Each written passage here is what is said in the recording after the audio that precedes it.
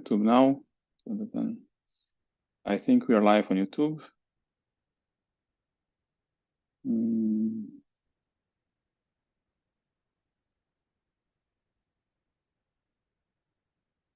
Okay, so we are live on YouTube. More people join us. Let me start straight with the presentation. Just one second. Okay, let me also start recording.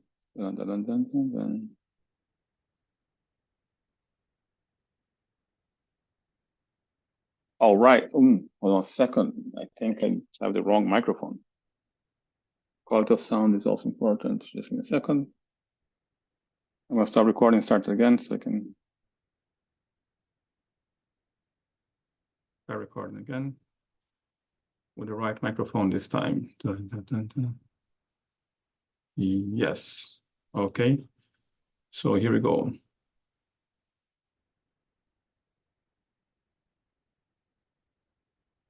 Sorry for the technical. Welcome back to another Crypto Vagabonds Q&A. This Q&A today is about proof of work versus proof of stake. I have made videos about this, but every now and then I have to go back to the basics. So let me jump straight into the presentation of today. Let me know when you guys can see my screen. Is that visible to you guys? Yes. Okay, so here we go. Just remember that every content you produce across any platforms is just for informational, educational, and entertainment purpose only. We do not provide financial advice. Whenever you agree to watch our content, you agree that we are not watching financial advice. So Q&A of today occurs on every Wednesday at 1 p.m. Eastern Time. You can also interact with us in Clubhouse Tuesday to Friday at 7 a.m. Eastern Time. And of course, you can interact with us here at YouTube, Instagram, and X. Today, we're going to be talking about, back to the basics, we're going to be talking about proof of work versus proof of stake. And this is just an introduction. A lot of things on this presentation is going to be oversimplified to make sure that people understand. If you happen to be knowledgeable on this, please forgive me. A lot of things here will be oversimplified. So the roadmap of today is cryptocurrencies consensus, which is, of course, the two main ones are proof of work and proof of stake. We're going to be covering what each one is. And again, a very simple beginner's mode, oversimplified. We're going to be talking about strengths and weakness of those. And we're going to be giving my opinion which one is better. Also going to be talking about things that people are not aware of on the space of proof of stake. So crypto consensus. Cryptocurrencies owe their success to the financial incentives within their consensus mechanism, which means you must have a game theory that incentivizes people to continue validating transactions. Before cryptocurrencies, transactions were validated and are still validated by centralized systems such as banks. So for instance, central banks validate transactions among commercial banks, and commercial banks validate transactions among regular individual who has account with them. So basically, before cryptocurrencies, all consensus mechanisms have been heavily centralized. And the incentive, of course, is for the bank to preserve the integrity of its ledger. Now, that has been taken out of the hands of the banks. And the incentives that we have now, or the true system that provides most incentives, are proof of work and proof of stake. Those are called consensus mechanisms. How does two computers decide what transactions are valid and what transactions are invalid? So most crypto consensus mechanisms will fall into two categories: either proof of work, which is POW, or proof of stake, POS.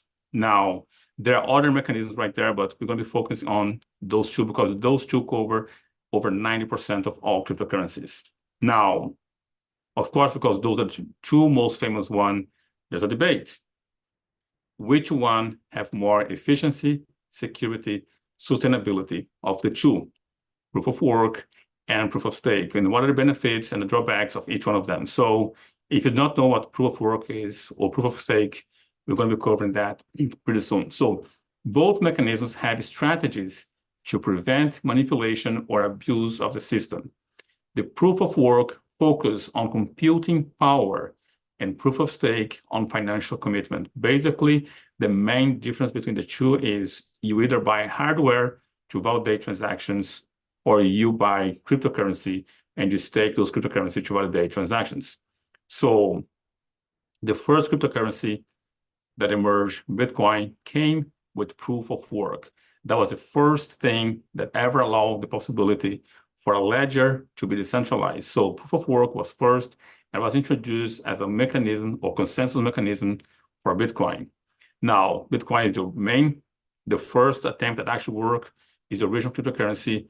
And ever since, many other cryptocurrencies are adopting the same mechanism, which consists of you purchasing, or someone who's interested in doing the validation, purchasing heavy computers, expensive computers, and then using that computational power to solve equations while they keep record of transactions.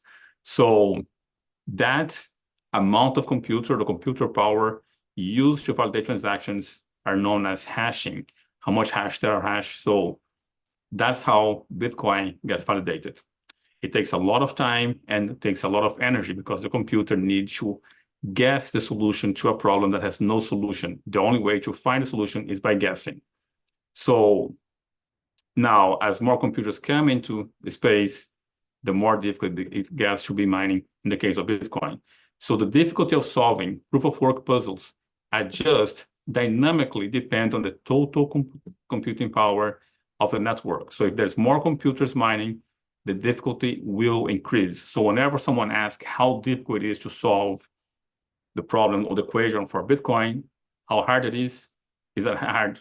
On average, 10 minutes hard. So how much time does it take for the computers to solve the problem? It's going to always be an average 10 minutes. So in most proof-of-work systems, blocks are created at regular intervals. In the case of Bitcoin, we put it here again, oversimplification every 10 minutes, but it's actually on average every 10 minutes. And that maintains a stable supply of the new cryptocurrency. When a computer solves the equation, that computer also gets a reward, which is the privilege to receive the newly created Bitcoin. Now, it's not easy, as I mentioned. It takes a lot of computational power. In the case of Bitcoin, they use ASICs. ASICs are computers or microchips within computers that are designed specifically to solve the equation of mining Bitcoin. There are other computers that are specialized in other cryptocurrencies. The most famous is ASICs or computers for mining BTC.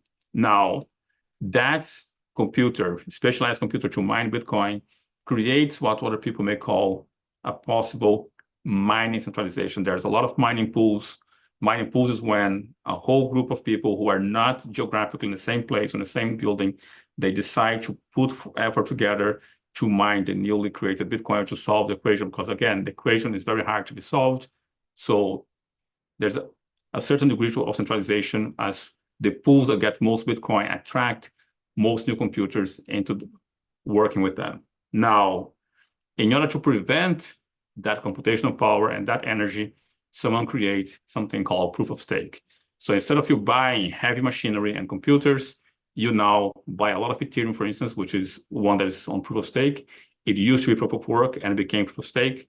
So basically what you do is you pile a lot of Ethereum ETH, and if you have 32 ETH, you can become a validator. So instead of buying the computers, you just stake ETH. And the idea is if you misbehave, you will lose that ETH. That is not what actually happens. So in proof of stake, POS, cryptocurrencies or coin is staked, locked on a blockchain to earn the right to process transactions. Now, why you want that? Because if you process transactions, you get to keep the fees. So the more cryptocurrency you stake, the higher are the chances for you to validate those transactions and create a new block, and therefore be able to collect the fees of validating those transactions.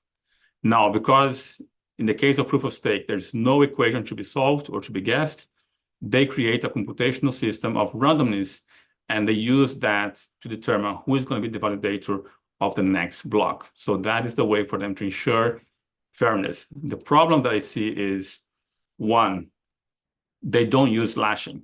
They say they would slash, which means they would penalize those who misbehave or try to double spend. They would take their cryptocurrency and they would not give it back or destroy or keep that for the network. The issue is that is only existing in theory until now. Ethereum, for instance, does not give any punishment for anyone who tries to overstand. So it is a kind of a punishment that is there, but it's not actually happening. So there is a possibility for bad actors using their influence or their power to sabotage the network. So let's look at the strength and weakness, since I already started to talk about the issue that I see with proof of stake. So let's look at the strength of proof of work.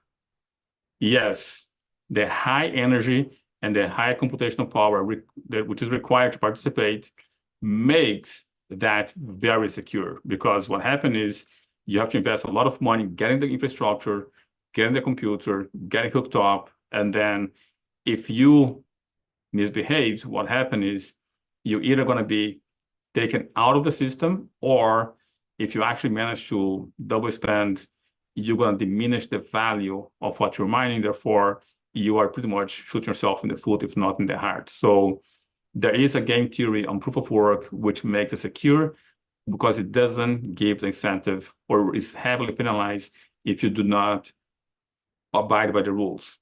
So whenever you decide to do proof of work, you also should have a node. Now, a node is pretty much a copy of the entire ledger from the very first transaction until now. So nodes in a proof of work system, they play a very crucial role in maintaining decentralization. It's important to understand you can have a node and not be a miner, but you cannot mine without a node, meaning you can take a computer and you can, with a very low internet connection, you can keep the entire copy, and you can also post transactions, and you can validate your own, like put the transactions on the network, and then the miners will validate it. So that is the strength of the proof of work. It is totally distributed. You can have a node without having to be a miner.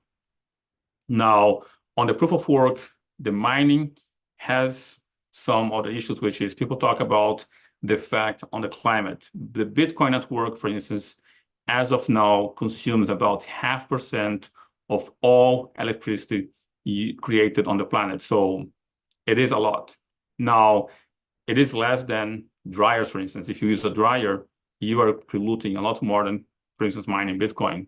I actually haven't made a video about that, so you guys can look at that. So the proof of work mining effect on the climate is often overstated, in my view, because what happened is, even though it consumes 0.5% of the energy, most of that energy would not be there in the first place, wouldn't be sold.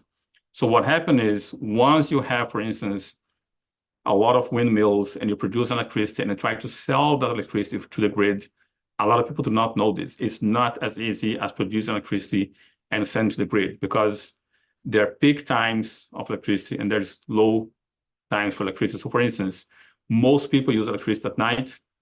Guess what? There's less wind at night and there's no sun at night. So there is a surplus which is created, which the grid cannot absorb. So that surplus electricity is being produced. The wind is there regardless of people wanting to consume electricity or not. So that electricity, which happens to be in surplus, is the electricity that miners use, because remember, miners want to lower their costs.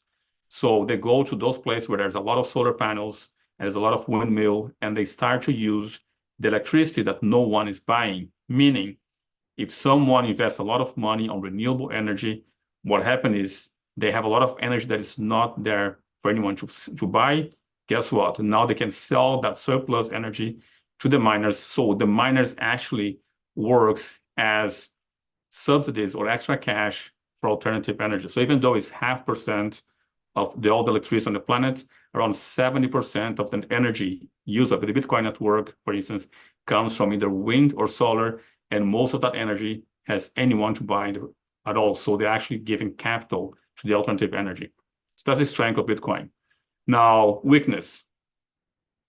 They can still cause energy shortages in some place, because not all miners are looking for alternative energy or surplus energy. So in some cases, like in Iran, yes, they are blamed for shortages. But the thing is, my point is, if energy is produced and you are paying for the energy, as long as it crosses your meter, that's your energy. Whatever you use that for is your problem. However, it is an argument that people are using. And some countries like the US, they're trying to control what you do with electricity that enters your house, which to me is not really ethical.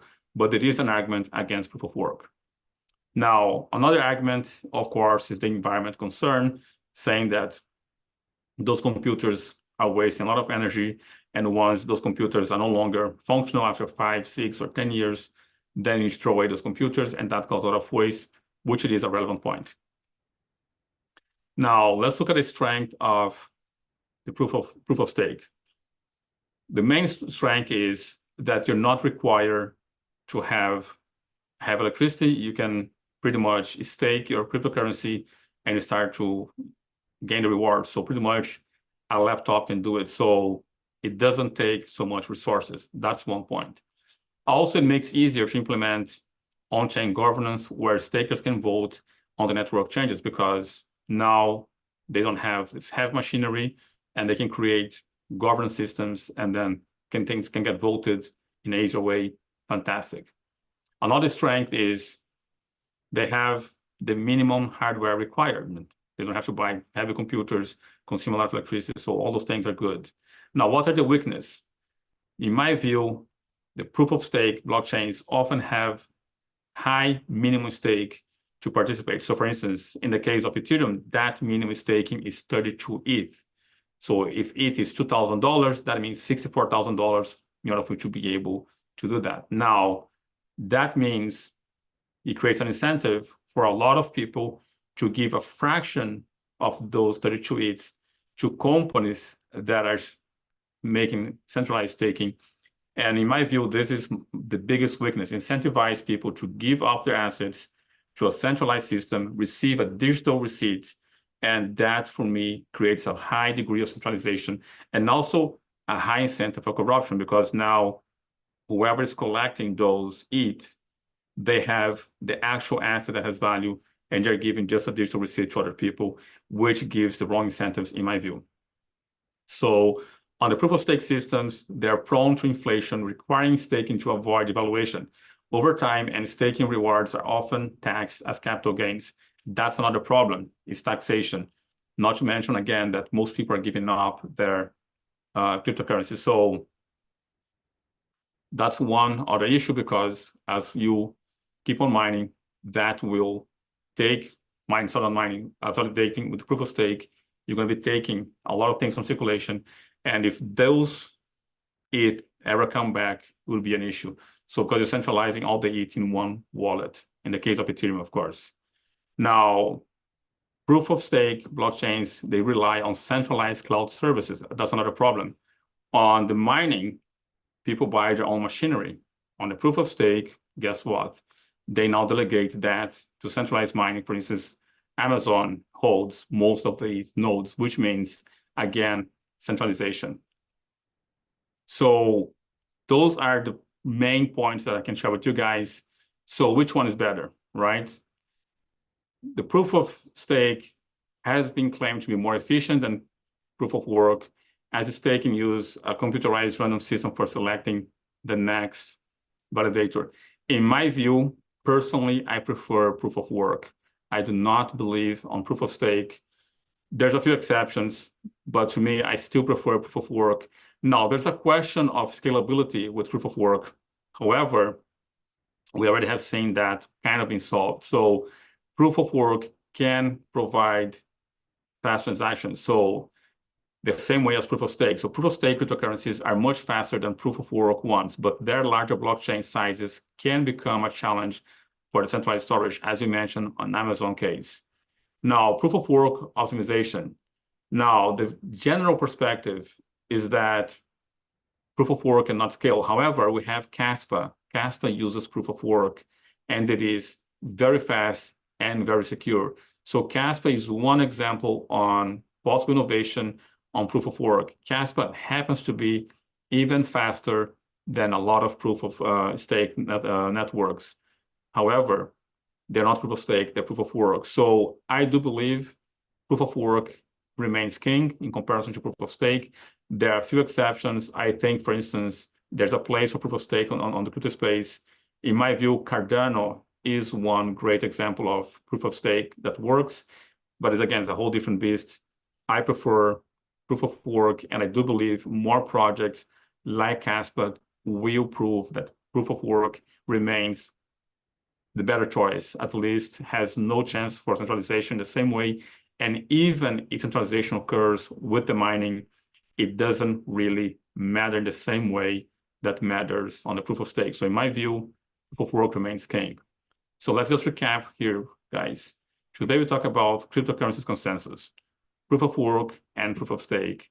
Of course, we mentioned those things very briefly, and a lot of things has been oversimplified. If you guys want to find out more work or more explanation about this in a deeper video with more explanations, more examples, let me know. I'll prepare that for you guys.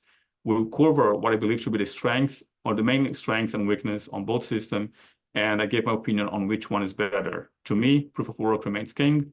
And with this, I end the presentation. If you want to be in control of your own money, and please consider joining the Crypto Vagabonds Academy, link for that on the description below. Right now, I'm going to start the presentation and give the mic to you guys so you can ask your questions, and I'll be more than happy to answer those. The question doesn't have to be about the subject of today. It can be anything else. So here we go. Well, a lot of people join us right after the presentation began. So welcome, Notorious, Carl, Ross, Cora, Maria, Lee Farrow. Raymond was the first one to show up here. Go ahead, Notorious. Thank you both for the presentation. When it comes down to proof of work versus proof of stake, I'm assuming that the company who's launching that cryptocurrency chooses which format they're going to use. Is that correct or no? So yes and no. So for instance, we have cases like Cardano, where from the beginning, they began as proof of stake. So they chose that. There's cases like Ethereum, which they, on paper, say they will be proof of stake, but they began as proof of work, and they say the transition would occur in 6 months. It took almost 7 years for the transition to occur. So I'm not sure how much of a choice was there. And I would say it's better to have something that starts as proof of stake or proof of work, because changing as you go along, it brings a lot of complications. So for instance, in the case of Ethereum, we can see that the fees remain high regardless of proof of work or proof of stake. Most people do not know this, but the BNB chain is a fork of Ethereum, and BNB starts as proof of work. What we have seen is if you choose something and you start from the beginning, it's more successful than you kind of choosing something and starting something else. But yes, in theory, that's the way it should be. People choose how they want it to work. But in the case of Ethereum, for instance, they start as proof of work because they knew how it worked, and then they try to merge or change into a proof of stake in the future. But for instance, Cardano, they decide to be the implement proof of stake from the beginning, and that has worked better. So I would say in theory you're right, but in practicality there's some exception where that was not the case. Am I making sense? Yes, but the people in charge are still determining which way it goes, right? Which one they're going to use. Am I correct? Yes, yes. Okay, not the community at large, not the decentralized community, but No, okay. the people, yeah. Awesome. Thank you. But I have a question. Do you understand the difference between the two, Notorious? From what I gather, I'm put it back in my little simple terms. Proof of work requires lots of computers, decentralized, whole lot of energy, and it's a lot of computational power to make that happen, right? To get to that that thing. Proof of stake is a smaller subset of people or computers that say, "Hey, I'm going to stake this much crypto into this thing, and I'm going to solve it." And then Yes. does the company or who decides who's going to actually solve it? Okay, so in the case of Ethereum, they set up a rule, right? 32 ETH, you can become a validator. And the issue with that, yes, like if you have 32 ETH and you know how to set up everything, you can be a validator, and then you get rewarded with the fees. Now, the people in charge, let's say Vitalik and his team and developers, decide to do that change. And then individuals who have 32 ETH, who wants to become validators, they can. And the issue is, right now with Ethereum, my view is that there's a company called Idle, and they say, listen, we're going to mine And if you do not have 32 ETH, guess what? You can give us whatever ETH you have. We make sure we put it in for 32 ETH, and you get paid the fraction, right, in the equivalent of the mining. So for instance, let's say 10 people have 2 ETH each, that's 20 ETH. So Lido will say, okay, we put 12 from our pocket, and we split with you guys the mining. So the issue that happens there, which I mentioned in the presentation, is, well, if I gave my ETH to Lido, what they give to me in exchange is a receipt saying that I gave them my Lido. Now, that creates a high degree of centralization, in my view. So you're absolutely right on your definition of the two. One has a tendency to become centralized, and the other one doesn't have that tendency. And even if proof of work becomes centralized, it doesn't matter. It doesn't matter because you still need to validate the blocks in order to be able to do things. You still need to put in the hard work. But yes, you understood correctly. Okay, so with the proof of stake, 10 people have 32 ETH. They all become validators, and then only amongst those 10 do they get, if one solves it, then that one person gets it. Is that what I'm understanding? Or So, does it take all 10 of those computers to solve, and they split it? Okay. So what happens is this. Most people do not have 32 ETH, right? Most people that I know do not have 32 ETH. So there's this company called Lido, and there's other companies, but Lido is the main one. So what Lido does is says, listen, you don't have 32 ETH, no problem. You give us 1 ETH each, and we'll do the mining for you. We do the validation for you, sorry. So what happens, let's say, for instance, I am Lido, okay? Now you have 1 ETH, Raymond has 2, Terma has another 4, Ms. Lee has, let's say, another 2, and all you guys together have 32 ETH, you guys together. But the thing is, you didn't get together on your own. You decide to send what you have for me, to me, you decide to send that to me, and I put together 32 ETH that I got from people that I do not know, okay? All that happens online. Now what happened is, I now got 32 real ETH, and I'm giving each one of you a receipt saying, I got 32 ETH of yours, okay? Now, I am the one doing the mining, and I decide what percentage to give to everyone else, right? So you have an idea today of all the ETH stake on validation, 40% of that is owned by one company, Lido. Oh, okay. Okay, so Lido is the intermediary between the smaller ETH owners and the validation of the ETH on the network. Okay, before Lido got in there, talk to me about validators without the intermediary and how that would have worked. Okay, so it's important to understand that Ethereum was proof of work, right? And as they organized to become proof of stake, Lido already emerged. Okay. That. Makes sense now. Makes sense. They saw an opportunity. It's like, hey, we could do this. We can make money off of this. Okay. The issue is, in my view, is that it's hard to know to whom Lido owns. And here's the thing, Lido can issue fake receipts, right? So let's say, for instance, you send me, let's say, 2, Terra send me 3, and now I have 40% of all ETH, and I have issue receipts, right? Now, here's the thing, I can also issue fake, like, let's say, unbacked receipts, okay? Because if I gave a receipt to Tamara and she uses that and accepts that as ETH, I can sell that to somebody else.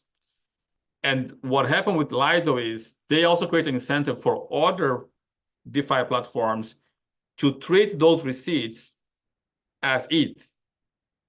So Lido can issue, let's say, today, 2,000 fake receipts, put on a DeFi platform and receive rewards without those ETH ever having been existed. They can like fraction reserve. Kind of like that Ponzi scheme thing. Yes. Yeah. Yes, that's what the risk is today with Lido. And it's already happening, by the way. Yeah. It's my favorite word, Ponzi scheme. Yeah. You know where it comes from? Notorious. That term or Ponzi scheme? Yeah. I've researched it before. It's not stuck in my head though. It's an Italian guy called Ponzi. Yeah, some person back in the day who did it. Yeah, the first time. Yeah. He did it so well that they named this whole thing after him. I'm not saying he's not the creator of Ponzi scheme. Ponzi scheme exists as long as humans are humans. But he was the one that did so successfully that it was named after him. Yeah, I think it's Charles Ponzi. His name is an Italian guy. Thank you for breaking it down for me. No, thank you for the question. I think more people are getting value from this. So any questions, anyone else? And again, doesn't have to be regarding proof of stake or proof of work. So welcome, Marcus. Tamara, go ahead, Tamara. Sorry. I'm doing it on my phone and my finger hits it. Okay. So remind me again why you would have a node if you're not mining. What was the advantage of having the node? Okay, so a node is the name that we give for the ledger, okay, that writes the transactions. And then whenever a miner solves the problem, that new page is becoming valid on your digital record. The reason why you want to have a node as a Bitcoiner is the following.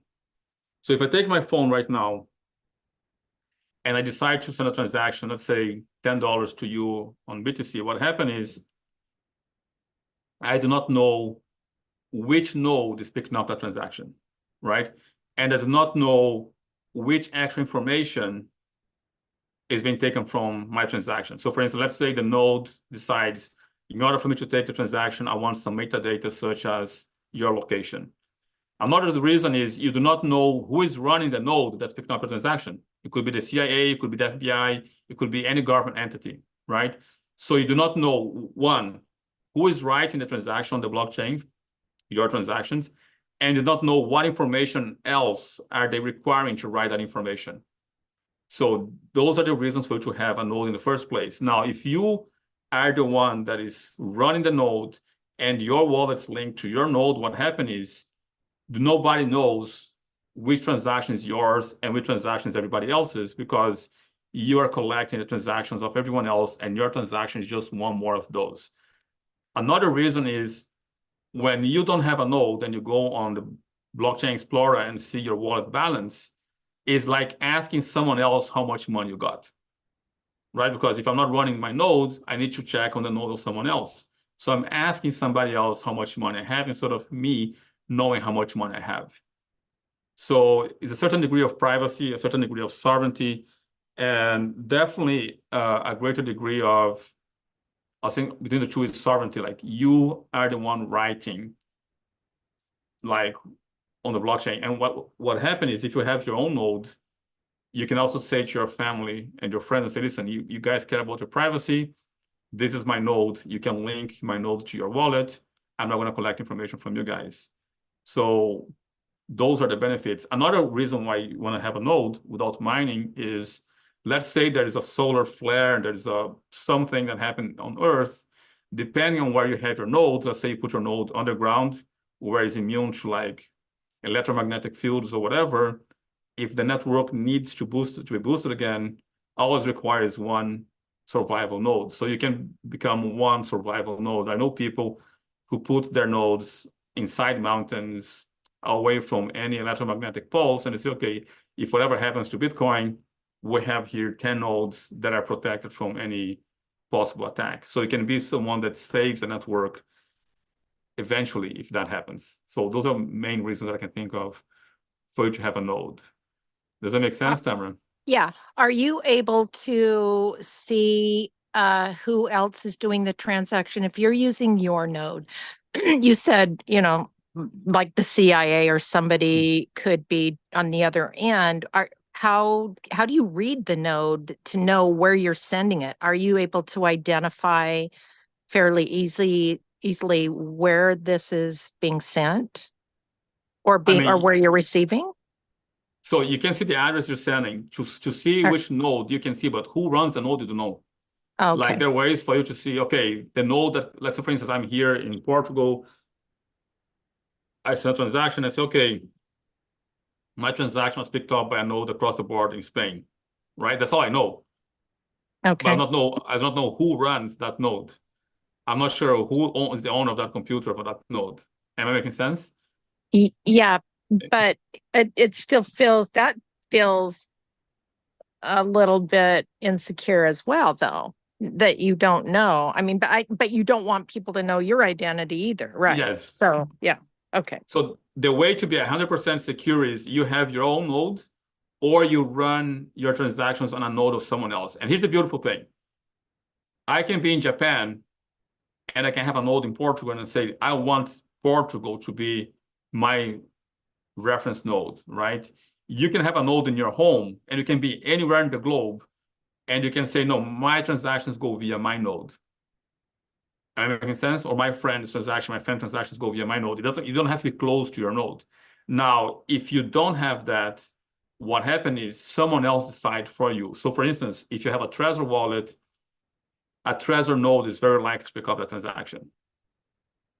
So each wallet decides which node they want to use, and it doesn't matter where you are, that is the node that's going to go by default, unless you set your own. So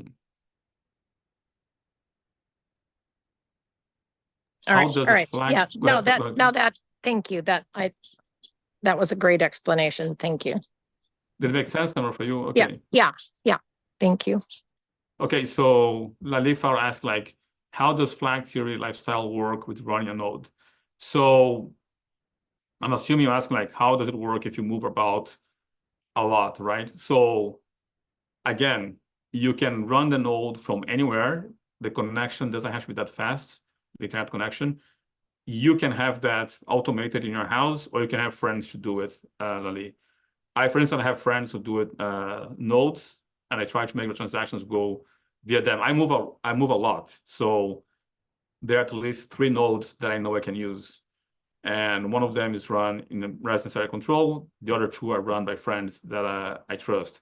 One of those friends happens to be within the US, for instance, and I use his node for my transactions when I need.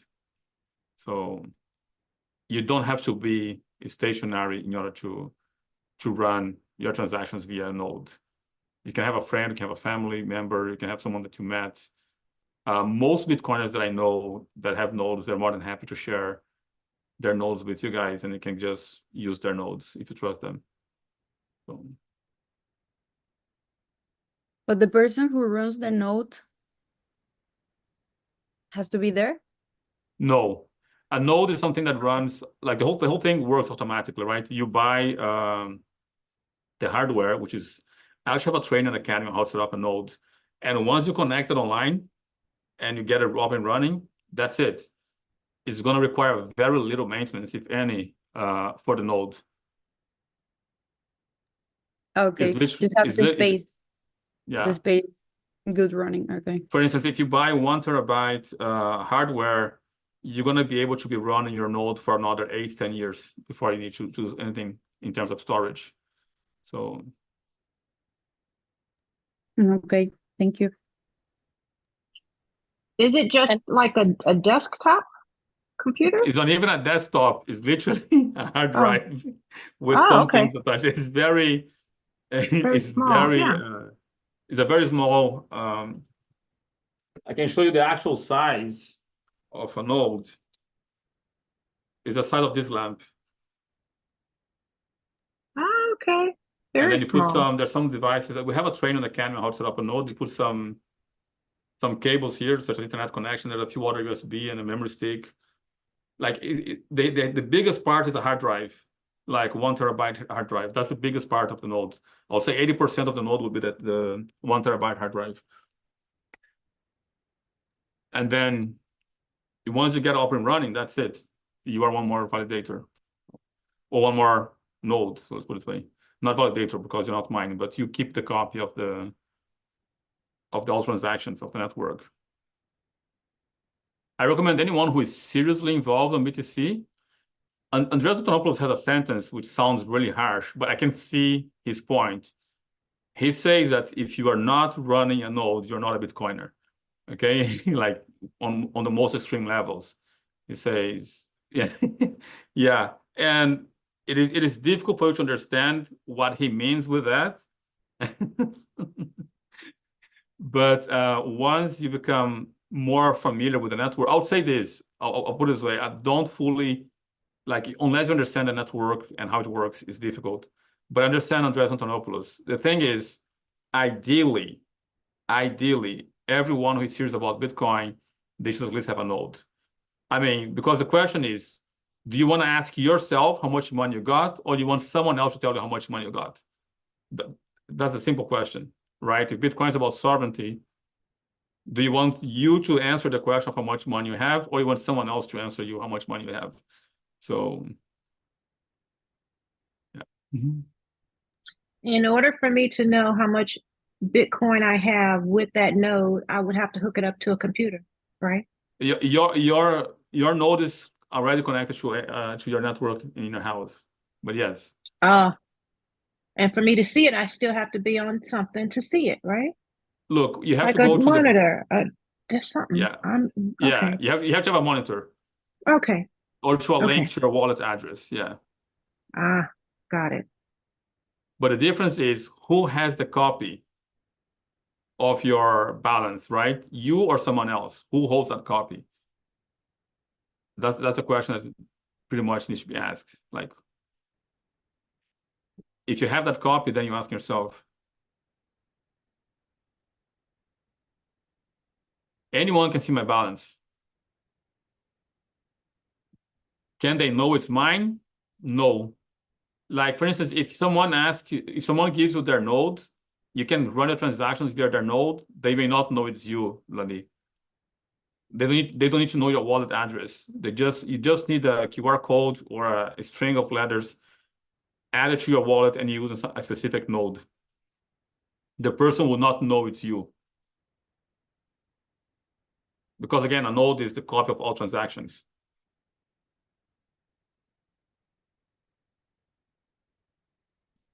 So it's making sense. Thank you. Yeah, that's making sense. And guys, setting a node is really easy and really cheap. I think today with $300, you can set up a node.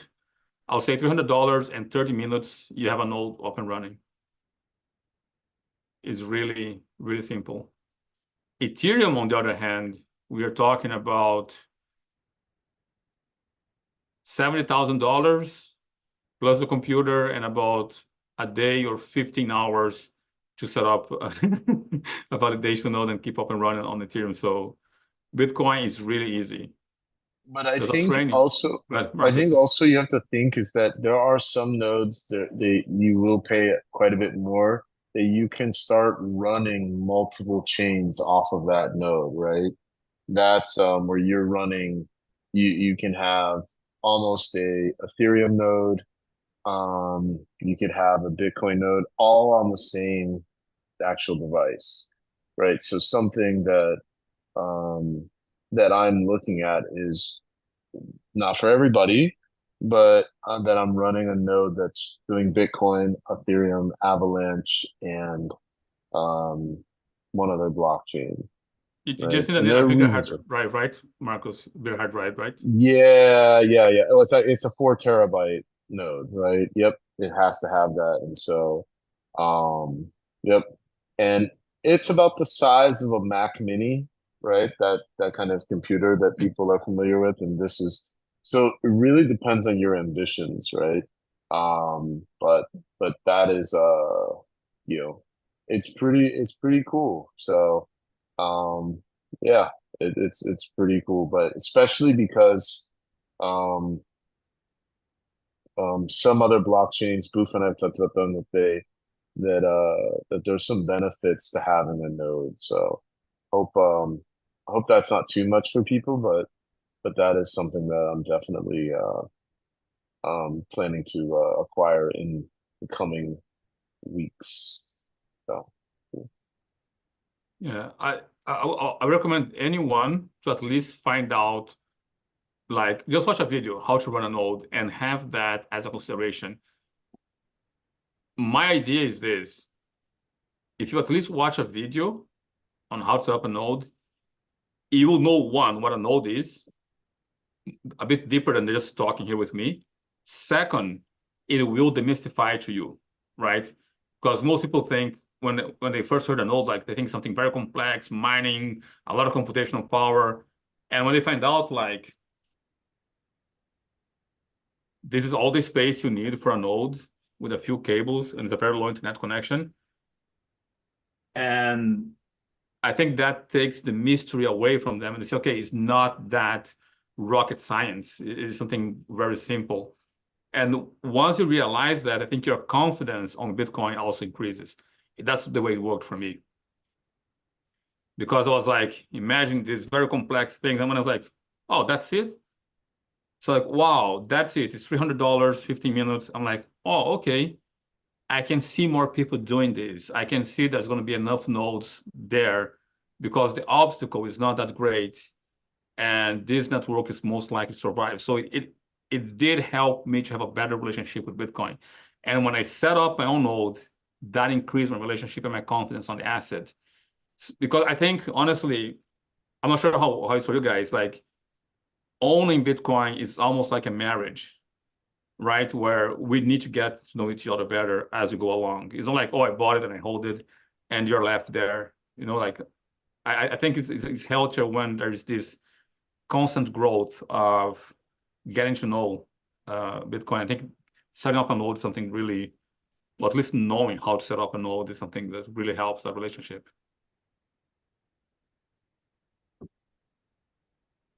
So would you say that that's part of the benefit of it? Yes. Or it's any other thing? Yeah. No, I think that's one huge, I think that's another benefit, Cora. I think most people, even Bitcoiners themselves, like people who hold Bitcoin, they have a lot of things that they think of Bitcoin that is just not accurate, right? And I think once you set up a node, once you get to that level, you're like, oh, okay, it was a journey, but it was not that complicated and is not as difficult as I thought. So I just think it increases your relationship with the asset and makes you feel more confident on the asset as well. So, and there's a lot of things you can do on the node that you cannot do with your regular wallet. You can download other apps, you can do other things. And I think your relationship with the internet also changes. Like you set up a node and you start to find out, oh, there's this other app here that I can also run with my node. What is this app does? Oh, there's this other thing here that is also happening in this world of nodes and Bitcoin. It's a different rabbit hole, and you start to have interaction with different apps, and you're like, oh, there's also this. Oh, and you start to understand also the language, because there's a language to Bitcoin. And I think setting up a node opens a whole new door, and you can start to see how much, one, the whole network, how secure the whole thing is, but also other things that you never knew it existed, and it is there for you at your service, though. So stay away from Lightning node. Stay away from Lightning node for now. Go ahead, Clara. Okay, why? Because Why? Lightning is a whole different beast. It is not as simple as layer one node. And I would say if you don't understand layer one node, you're gonna have a very steep curve and you're gonna make a lot of mistakes on the layer two node. Layer two node is way more complex than layer one. So I would recommend, like, if you want to get to Lightning, you spend several hours, 6 months to a year, really fooling around with layer one node and the tools that are there before you even embark into that journey of Lightning node.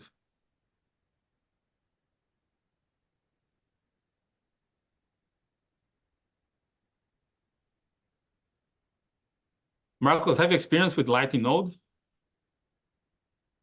No, not at all. No, not at all. Not at all. Not that I don't want to, right? I mean, I think that I look, I don't think Lightning will be mass adopted, but I do like the potential of Lightning, but I just don't think it'll be mass adopted. So that's my one belief of that. But again, I'm open for different interpretations of those things, but no, I don't think Lightning will be messed up. Yeah, I haven't set up my own node. I actually spend several mornings. I forgot how many hours. There was a time in Clubhouse where there were like Clubhouse rooms only for Lightning miners. Man, it took me about, let's say, a month to figure out the jargon. And then I was like, oh, now at least I know what they're talking about. But yes, there's a lot of terms that you're not a month because it's a whole different language. And then when I start to understand the language, I was like, oh, okay. Then I spent another 4 or 5 months, and it was always changing. There was a lot of problems. At least this was 2021, 2022. And I started to see the problems they're trying to solve and the issues that they had. And man, I was like, wow, this is really like, in comparison to running a node layer 1, it was like no comparison. So it's a whole different beast. Lightning, I think, is another rabbit hole as big as a Bitcoin layer 1. It's really huge. Yep, Lightning is I mean, there's a whole book written by Andreas Antonopoulos and some others on the Lightning Network, just like there is on Ethereum. So when you're ready to dig into that, I can send a copy of that that to somebody if they want to really, really dig into the technical piece.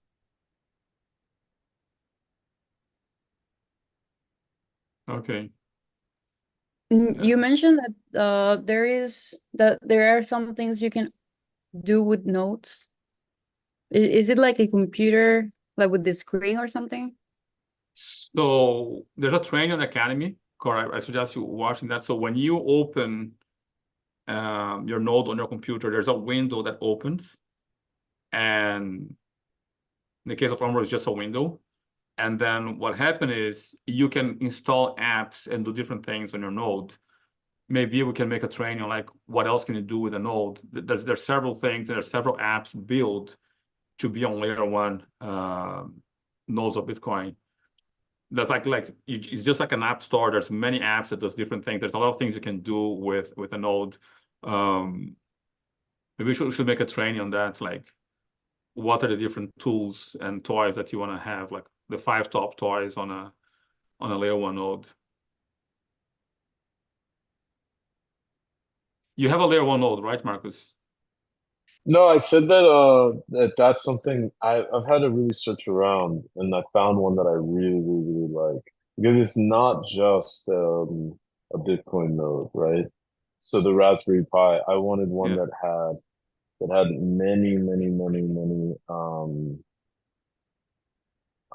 many features with it, and that's pretty powerful. So it will come in a few weeks, but it's exciting. It's exciting for to do that. Yeah. So I hope other people will do it.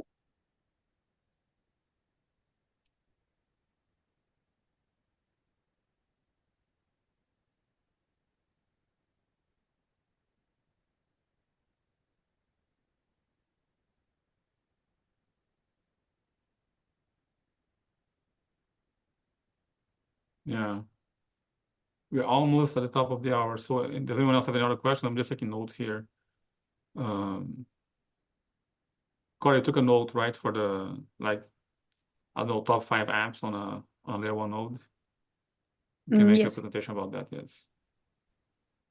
Does anyone else have any questions regarding anything else? We still have 2 minutes to go. Marcus, anything you want to say? No. It's a topic that, there are so many consensus mechanisms. These are the 2 main ones, but there are other ones that we could get into if we, if people in the academy would benefit from the other consensus mechanisms. We can talk and maybe put something together, because in the top 5, let's call it cryptocurrencies right now, there is there are 3 different consensus mechanisms that are really driving those cryptocurrencies: proof of work, proof of stake, and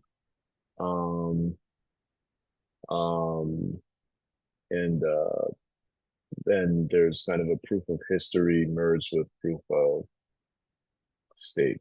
So I want to talk about that. If some people have interest in that,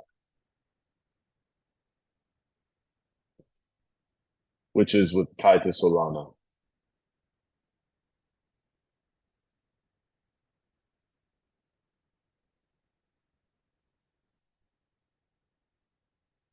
Solana, what do you mean, Marcos? Well, Solana doesn't use the same consensus mechanism as Ethereum, right? It's different. So if you're doing research, you're saying, okay, well, I'm a proof of stake person, or I'm a proof of work person, then you say, okay, so is Solana, right? And Solana is a totally different, right? Consensus it is technically a merge of consensus mechanisms, since proof of work is one and proof of stake is another one, right? That's what Solana, so Solana is proof of history, POH, instead of PO, instead of proof of stake or proof of work. I don't know if people know that. Yeah, but I would say, if you look into depth the proof of history, they still use the hash mechanism to figure out the time, right, Marcus? That's true. Yes, which is kind of borrowed from proof of work. Instead of solving the equation, they attach the solution of the equation to a time. I think it goes to milliseconds. So it is a very ingenious way of using the proof of work instead of solving the problem, just having a timestamp linked to the proof of work. I find that beautiful. Yeah. So that's one of the pluses of Solana. So Solana is really proof of history, with sprinklings of proof of stake. Yeah. Yeah. It's a merge mechanism.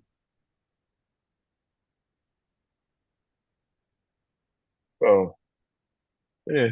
Nope, I don't have anything else to say. Yeah. All right. We come to the top of the hour.